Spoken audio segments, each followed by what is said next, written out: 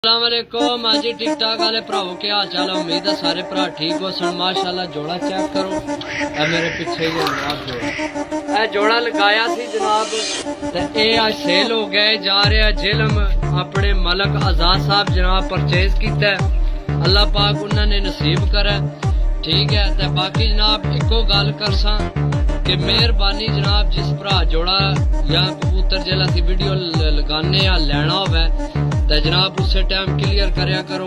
ये जनाब साडे बहुत काबले तरह भाई ते सारा दिन सानू यही आख्या मैं हुण पैसे भेजन लिया, मैं हुण पैसे भेजन लिया, ते जनाब उन्हें पैसे को नहीं भेजे ते ये जनाब जोड़ा हुण दूसरे बंदे जनाब परचेज किया। ठीक है, ते बाकी मेहरबानी जनाब अल्लाह पाक तुहानू खुश रखे। जोड़ा एक बार फिर देख लो, माशाल्लाह बिल्कुल हेल्दी एक्टिव जनाब जियां जोड़ा दस्या सी, लग्या लगाया अंडे बच्चे की गारंटी है।